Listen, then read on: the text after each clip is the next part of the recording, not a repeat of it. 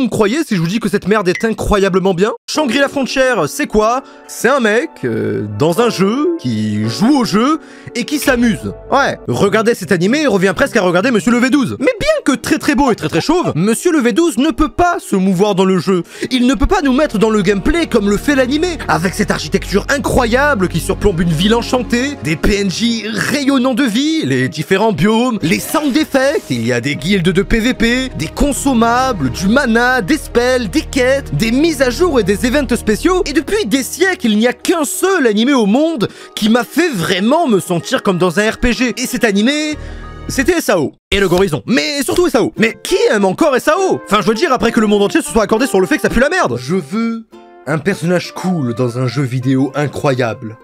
Ouais, ok.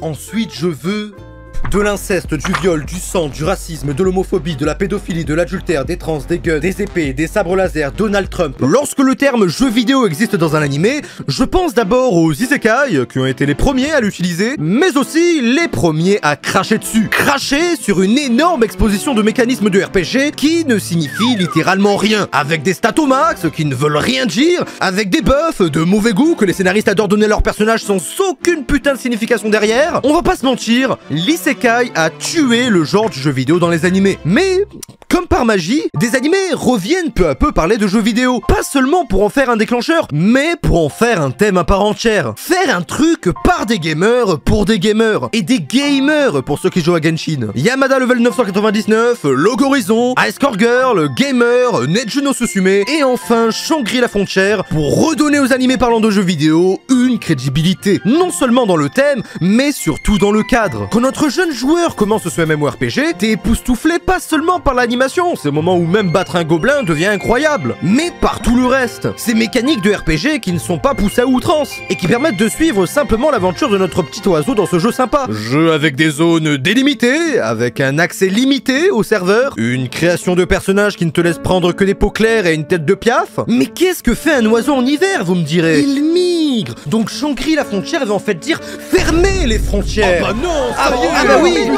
Oui, je l'ai dit, trop tard. J'ouvre encore le débat. Izutomo est un gars normal qui teste des jeux de merde pour s'amuser. Un joueur de LoL en fait. Il n'est pas comme ces autres protagonistes de merde, il n'a pas de harem chelou, n'est pas un rebut de la société pour jouer autant. Il est juste normal. Il est juste Norman. Puis un jour, il se laisse tenter par Shangri-La Frontier, le MMORPG qui est au-dessus des autres, qui a 3 millions de joueurs, des tonnes de ventes, tellement au-dessus des autres qu'il te le rappelle dans tous les putains d'épisodes. C'est que ça doit être important quand même. Donc il se prend une canette, lance son PC et on y est. Nous y est enfin. Et quand on voit la densité du monde virtuel autour de nous, qu'il peut bouger sans bug, sans latence, que les mobs dropent des items tout en étant quand même un défi, ça donne ça. Waouh, on dirait Grenoble. Attendez. Ah bah non, c'est tout. Y a rien de plus. Voilà, je viens de vous résumer tout l'animé. C'est un mec qui va s'amuser sur son jeu, se faire sa propre aventure solo, avoir des trucs spéciaux, parce que c'est quand même le personnage principal. Il va galérer, réaliser qu'il galère, mais... je crie un bon coup que je vais y arriver et... je vais y arriver. Toutes les étapes sont difficiles, mais d'une manière ou d'une autre, Izutomo arrive toujours à se démerder. Il finit avec 2 PV, esquive des attaques de gens qui ont 50 fois son niveau, par des attaques de gens qui ont 500 fois son niveau, mais tout va bien. Il tombe comme par hasard sur l'un des monstres uniques du jeu qui apparaissent littéralement jamais. En plus, arrive à le fight alors qu'il a à peine niveau 10. Il finit par prendre sa malédiction, il va avoir un scénario unique aussi, des PNJ uniques. Et à partir de ce moment-là, tu sais plus ou moins où l'animé va aller. Mais du coup, pourquoi je vous en parle? Pourquoi autant de gens sont fans? Pourquoi il a une putain de tête d'oiseau? Et en fait, c'est très simple. Parce qu'il y a bien une raison qui fait que tout le monde passe au-dessus de ces clichés à peine camouflés, de ce scénario un peu frêle et sans but. Au fond, vous le savez, c'est... On me demande, est-ce que les visuels de l'animé sont bien? Je répondrai oui. Est-ce que c'est mieux que Sword Art Online? Je répondrai encore oui. Est-ce que sans parler des SAO et des visuels, l'animé reste toujours aussi bien? Non. On a une certaine tendance à glorifier des œuvres qui ne sont en fait que le résultat de générations d'erreurs. Puisque le minimum en 10 ans serait quand même de les corriger, ces erreurs. Et c'est ce que Shangri-La Frontier a fait. Mais pourtant, on a toujours une romance stagnante qui n'avance jamais, de sa petite waifu amoureuse de lui dans la vraie vie, qui se cache en fait dans le monsieur à la grande armure qui fait tout le temps des trucs en mode...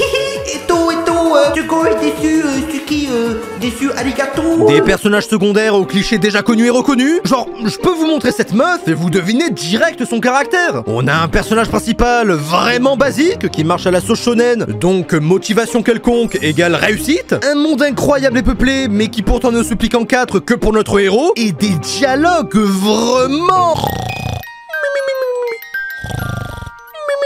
L'action et la qualité que nous propose l'animé suffisent à divertir n'importe qui. En même temps, ça fait longtemps qu'on n'a pas eu des trucs aussi quali dans un animé de saison. Mais si on va au-delà de tout ça, au-delà de l'action, des combats incroyables, bah y a rien. Y a pas de scénario profond, ni même de développement de personnages, et à vrai dire, on en sait moins sur Hizutome que la meuf à la lance. Alors oui, souvent tu peux...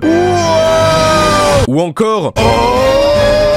Mais c'est tout. Alors oui, c'est Sao en mieux, il corrige pas mal d'erreurs qu'on faisait auparavant, mais ça ne veut toujours pas dire que c'est bien. Et quand tu lis un peu les avis sur Crunchyroll, tu remarques que personne ne relève ce genre de choses. Surtout parce qu'il y a aucun commentaire à 1 étoile, aucun commentaire à 2 étoiles, sauf un trou du cul avec sa pépé One Piece qui se plaint que c'est un oiseau. Et ensuite, il y a des commentaires du style « Haha, impatient de voir la suite. Je l'attendais avec impatience et le premier épisode annonce de belles couleurs. Ne vous laissez pas avoir par un bon premier épisode, hein. J'ai fait la même erreur avec Kingdom of Ruin, et dans les derniers épisodes,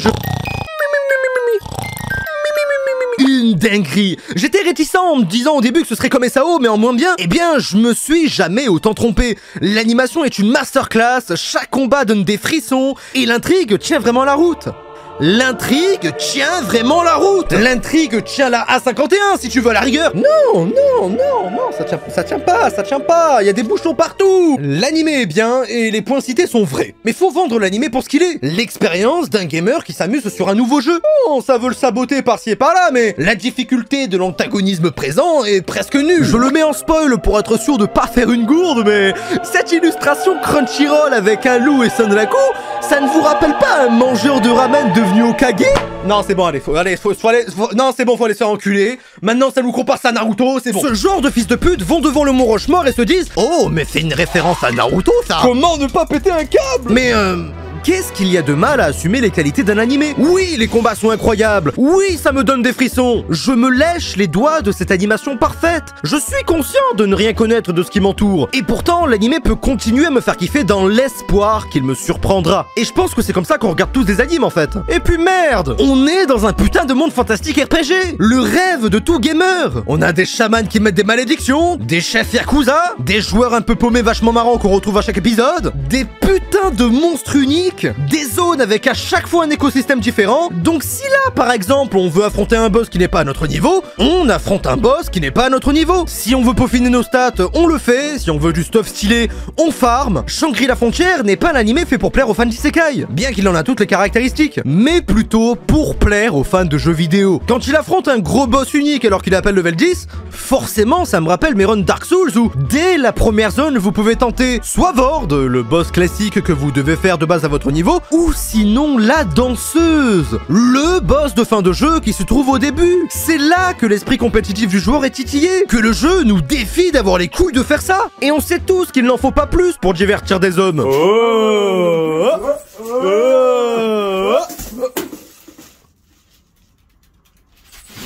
Et tout ça, c'est ce qu'on ressent quand on regarde cet animé. Car on a tous notre fierté de gamer. Donc quand on en voit un passionné dans un bon jeu avec une histoire correcte, de l'immersion par ces différentes zones, biomes et boss, du serpent géant au chef lapinou Yakuza, bah le fait que ce soit un mec qui kiffe sa vie sur un jeu en nous emmenant dans le jeu, ça nous rapproche déjà beaucoup plus de lui qu'un mec qui se fait simplement isekai dans un autre monde. Là, le mec joue comme on pourrait jouer. Et on en vit son expérience de jeu parce qu'on veut exactement faire pareil. Et on aurait peut-être fait pareil. Shangri-La Frontière, c'est juste un gamer qui s'amuse. Et en soi, ce simple principe rejoint déjà tout le scénario de SAO, qui ne consiste qu'en une chose, expérimenter tous les trucs cool qu'on pourrait faire si on se retrouve dans un jeu vidéo. Mais ok, on n'a pas une histoire folle, mais l'animation compense. Mais qu'est-ce qui crée l'enjeu dans ce qu'on regarde alors? Même, comment on fait pour créer de l'enjeu dans un monde qui n'a aucun impact sur le réel? SAO, c'était si tu meurs dans le jeu, bah tu meurs dans la vraie vie. Tu ne peux pas faire pire en jeu que la fin ultime. Bah c'est tout simple. On prend les enjeux du réel directement. Le réel crée un suspense où nous ne sommes pas, comme dans un isekai, encerclés de villageois sans intérêt, ni de PNJ sans aucune valeur, parce que le réel crée une dimension sociale où le vice humain est toujours présent. Car dès qu'il est le premier à débloquer la quête du lapin vorpalin par exemple, tous les joueurs s'empressent de venir lui tirer des infos. Le bouche à oreille se passe et là, tu te rends compte que Son Laku est devenu la cible de tous les putains de joueurs du jeu. Et là, ça commence vraiment à faire peur, parce que c'est un enjeu qui va à l'inverse même de l'isekai, où le héros vit juste son aventure héroïque faite pour lui et uniquement pour lui. Mais dans un monde fait de joueurs, de personnes réelles donc, qui veulent tous avoir leur aventure à part entière, être l'être spécial, choisi et différent des autres, bah c'est beaucoup plus galère quand t'as un personnage principal qui veut se démarquer.